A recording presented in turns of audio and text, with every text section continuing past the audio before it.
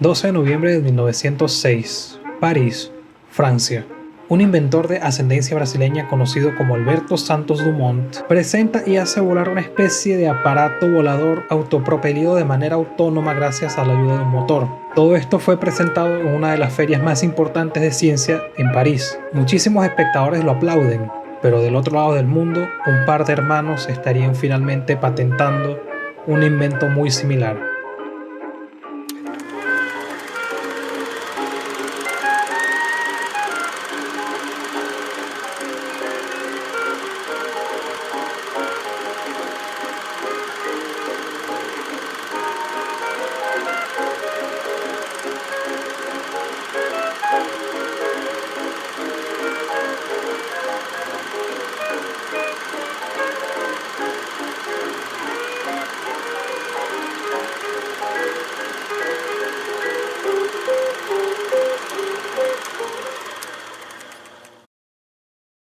Alberto Santos Dumont nació un 20 de julio de 1873. Fue el sexto hijo de Francisca de Paula y de Humberto Dumont, un ingeniero graduado en la Escuela de Ciencias y de Artes y de Manufacturas de París. El matrimonio tuvo en total 8 hijos, 3 hombres y 5 mujeres. En 1873 la familia decidió mudarse y se trasladó a la ciudad pequeña de Cabangú, en João Aires. Todo esto para que el señor Dumont pudiera trabajar en la construcción del ferrocarril del Don Pedro II. Finalmente la vía fue terminada cuando Santos tenía más o menos 6 años de edad y una vez finalizado esto, ellos fueron a vivir a São Paulo de manera definitiva.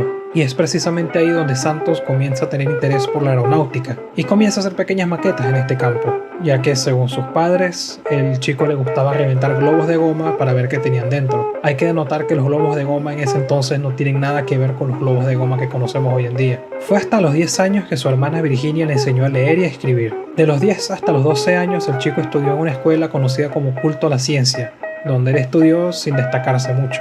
Ya a sus 7 años, Santos Dumont podía manejar las locomotoras de la finca de su familia, y a los 12 años conseguía manejar locomotoras mucho más grandes que podían dejar tranquilamente a una persona con mucho cansancio. Pero la velocidad que se conseguía en estas locomotoras no era lo suficientemente veloz para poder llamarle la atención a Santos. Al chico le gustaba mucho la tecnología. Construyó haciendo cometas y pequeños aviones propulsados por una hélice movida a resortes y goma. Pero eventualmente en el año 1891 Santos iría finalmente a Europa. Se quedó en Inglaterra durante unos meses para practicar su inglés y perfeccionarlo, pero eventualmente se iría a Francia, ya que Santos tenía el sueño de finalmente poder subir la famosa montaña Mont Blanc.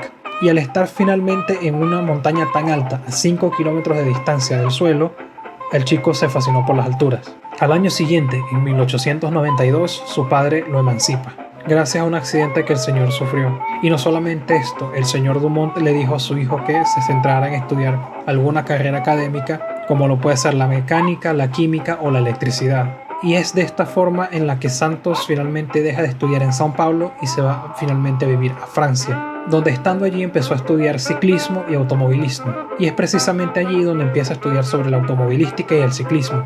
Siendo ya él independiente y heredero y con una fortuna gigantesca, el chico finalmente decide invertir de manera monetaria en sus proyectos. Además de esto, el chico invirtió en la bolsa y se dedicó a trabajar de manera independiente sin tener a ningún jefe que le esté arrepentiendo. Es finalmente entonces en Francia donde Santos se topa con un libro sobre una expedición francesa hecha por el explorador S. André, que fue un intento fallido de conquistar el Polo Norte utilizando un globo aerostático en el año 1897. La expedición comenzó ese año en una isla de Noruega y se utilizó un globo de hidrógeno conocido como el Águila. La intención de André era utilizar los vientos que venían para finalmente poder cruzar hasta el Polo Norte sin tener que ser propulsado por nadie, para eventualmente aterrizar en un lugar como Rusia o Canadá. Pero tristemente el viaje fue un total desastre. Poco después de haber comenzado el viaje, el globo comenzó a perder hidrógeno gracias al clima y otros factores como los problemas técnicos. Apenas 2 días de haber partido tuvieron que hacer un aterrizaje de emergencia, a más o menos 500 kilómetros de donde habían comenzado. Los exploradores que sobrevivieron quedaron en una situación terrible.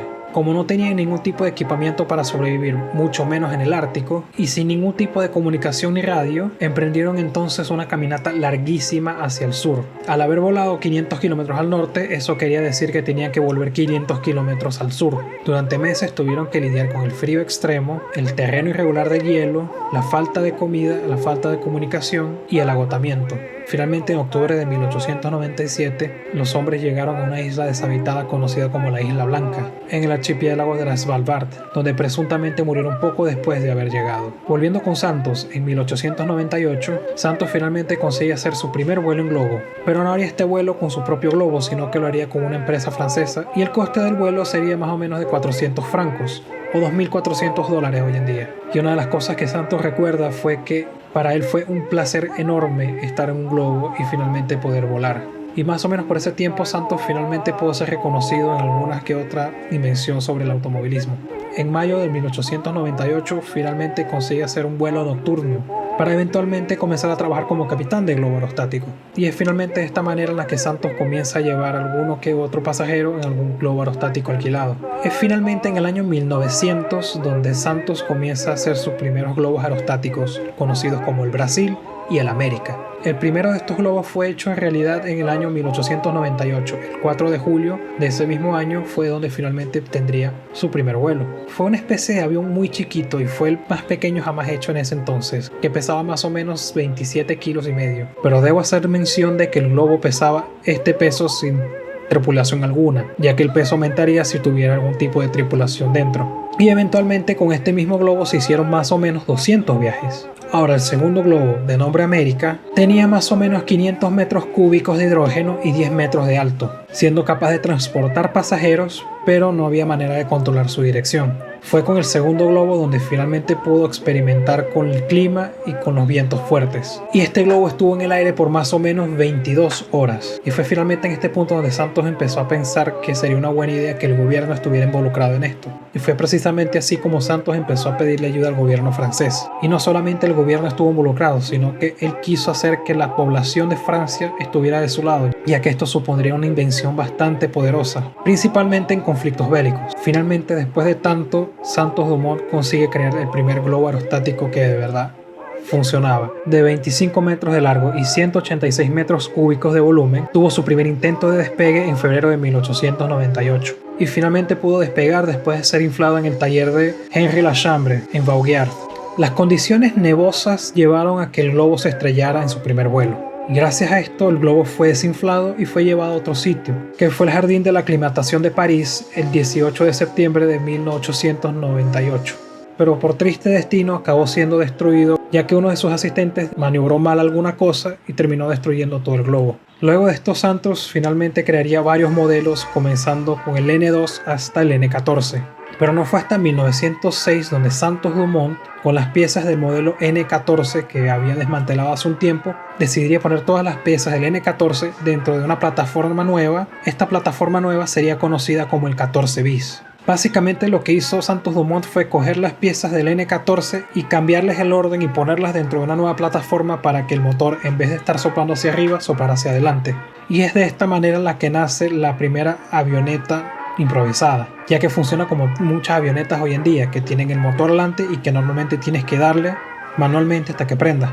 Y su nombre viene gracias al hecho de que venía del modelo N14 y bis es una manera de decir otra vez.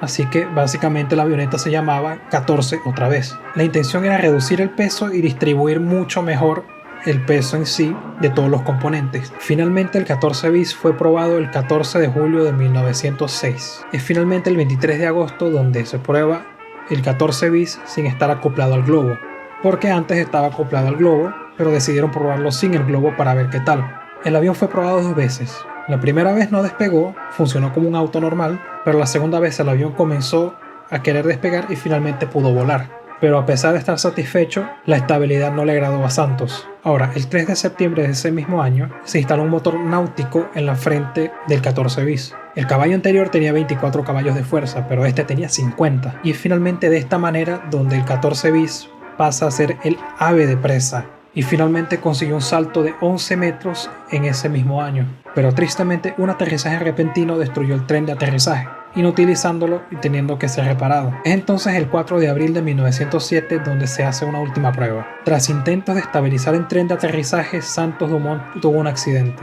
Santos perdió el control y el avión terminó destrozándose. Santos se pudo recuperar, estuvo tranquilo, pero su aeronave quedó tan destruida que él simplemente prefirió desarmar las piezas y trabajar en otra cosa. Ahora es aquí donde tengo que hablar sobre los hermanos Wright, ya que mucha gente insiste que ellos fueron los pioneros de la aviación, pero no necesariamente fue así, ya que el avión Wright Flyer no era exactamente un avión como lo conocemos hoy en día. No era autopropulsado, no tenía tren de aterrizaje y era impulsionado por una catapulta. Si vemos la fotografía de este avión, pueden darse cuenta que no tiene ningún tipo de motor ni nada, ni tren de aterrizaje ni nada. En cambio, la invención de Santos sí lo tenía.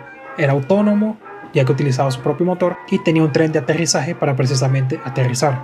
Ahora, la razón por la cual los hermanos Wright son considerados los primeros o los pioneros de la aviación es precisamente por los siguientes motivos. Primero, los Estados Unidos comenzaron a promover a los hermanos Wright como los fundadores de la aviación, ya que ellos habían creado su primera maqueta en el año 1903. Pero como ya les había dicho, ellos simplemente fue un planeador, no tenía ningún tipo de motor. Y segundo, los hermanos Wright patentaron este planeador en el año 1906, el mismo año donde Santos Dumont estaba haciendo sus primeros vuelos en Francia.